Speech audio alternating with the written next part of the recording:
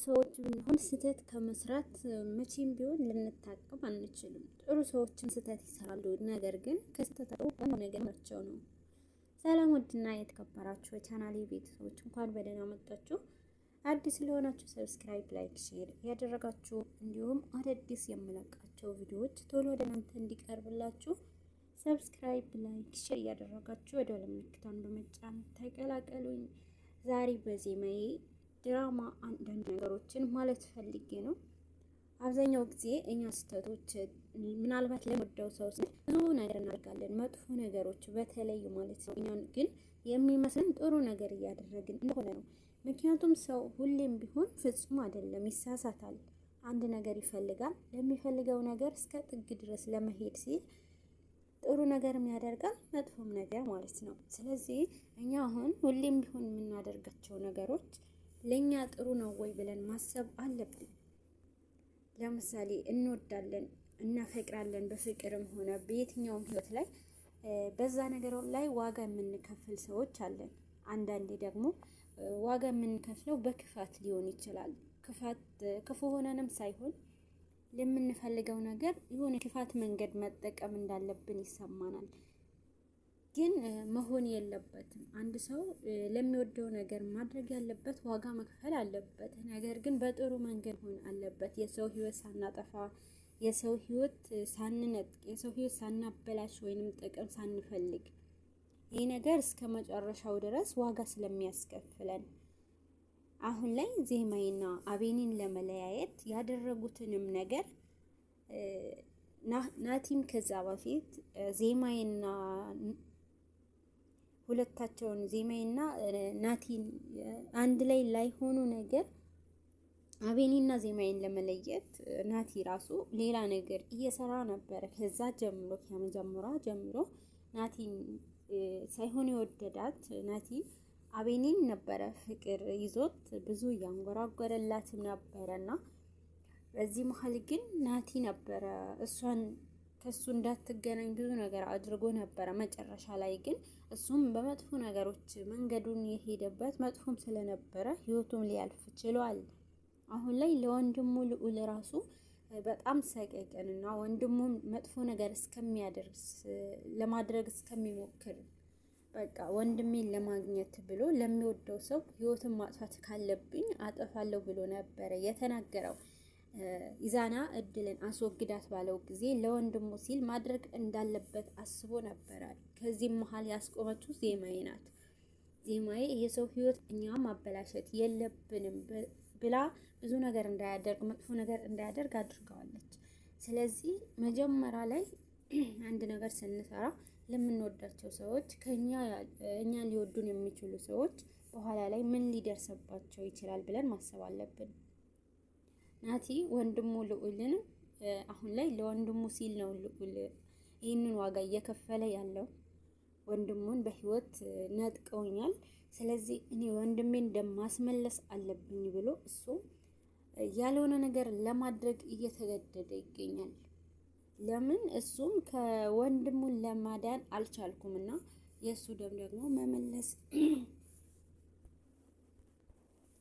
እና የሱ ደም መመለስ አለብኝ ብሎ ሌላ ክፋት ለመስራት እያሰበ ነው። ኢዛና አሁን ላይ የሚፈልገው ስልጣን ይፈልጋል፣ ብዙ ነገር ይፈልጋል ማለት ነው። ከላይ ሆኖ አዛዥ መሆን ይፈልጋል ኢዛና። ኑሃ ግን ብዙ እውነቶችን ታውቃለች። ብዙ እውነቶች እያወቀች ለምትወዳቸው ሰዎች ብላ ብዙ ነገር እየደበቀች ትገኛለች። አሁን ላይ የእሷም ነገር አይደገፍም። አንዳንዴ ሊሆን ይችላል ለምንወደው ሰው ስንል ብዙ ነገር በውስጣችን ተሸክመን ልንኖር እንችላለን እና እሷም ለእናቷ ስትል ወንድሟ በጣም ስግብግብና አቤል ማለት ለብር ብሎ እህቱና እናቱንም ለመክዳት የደረሰ ነው። ስለዚህ አሁን ላይ ኑሃ ሁሉም እውነት ከአቅሟ በላይ ሆኖ እኔ ምንም ጥቅም አልፈልግም ብላ ለአዳና ለአቤኒ ለመናገር ወስና ነበር።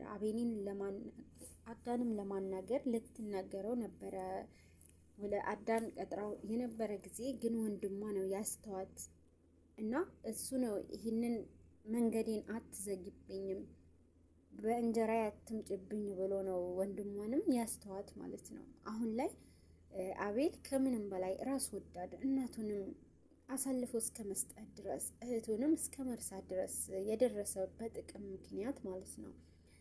ኑሃ ግን በውስጧ ሰላም አታ አቤልን አዳን ትወደዋለች፣ ታፈቅረዋለች። ግን ደግሞ በውስጧ የደበቀችውን ነገር ፍቅሯ ብትገልጽለትም ነፃነት አልሰጣትም። አሁን ላይ ግን አዳ ተጠራጥሯትና ብዙ ነገር እያሰበ ይገኛል። ከምንም በላይ ደግሞ የዜማይና የአቤኒ ጉዳይ ደግሞ ይቀድማል ብሎ ስላሰበ ነው። እድል ግን የምወደው አቤኒን እወደዋለሁ ብላ አስባ ነው ይህ ሁሉ ክፋት ያደረገችው። ግን መጨረሻ ላይ እሷንም ዋጋ ያስከፍላታል። አቤኒን ወዳውም ቢሆን ይናክል ሁለት ሰው አጥፍታ እስከ ሶስተኛ አቤል የሚገደል ስትባል አላደርግም ብላ ነበረ። ግን ከላይ ያለውንም ሰው እሱ ሁላቸውም የሱ ቆሻሻ እንዲያጸዱለት እያደረጋቸው ነው። ግን መጨረሻ ላይ የሚጎዱት ኢዛናና እድል ናቸው። ሁሌም ቢሆን እኛ ማስተዋል ያለብን አንድ ነገር ስናደርግ የሆነ ሰው ይሄ አድርጉ እያለን ስናደርግ አንዱ ነገር ጀምረ ነው እስከ መጨረሻው ድረስ አናቆምም። አንዱን ላናስተካክለው ሌላ ሁለተኛው እያበላሸን ነው የምንሄደው። አንድ ነገር መጥፎ ነገር ስናደርግ ይዘነው በዛውም እንጓዛለን። ስለዚህ አሁን ኢዛናና እድል የገቡበት መዓት በጣም ከባድ ነው። ለመውጣት የሚያስቸግራቸው ልንወጣ ስንል የሚከብደን ነገር ነው። እነሱ አሁን ሊወጡ ሲሉ በጣም አስቸጋሪ ሁኔታ ላይ ናቸው። እንውጣ፣ በዚህ ነገር እንውጣ፣ ያለፈው አልፏል ብለው ቢያስቡ እንኳን ከላይ ያለውንም ሰው ይሄ ያድርጋቸዋልና የእናንተን ህይወት ወስዳለሁ ብሎ ነው እያሰበ ያለው። እድልም አቤልን ለመግደል አልፈልግም ባለች ጊዜ ነበረና ይህን ነገር አሳምኗት ከላይ ያለውን ሶስተኛውን ሰው አሳምኗት፣ ቀጥሎ ደግሞ ካሳምናትም በኋላ መልሶ ምንድነው ያደረገው?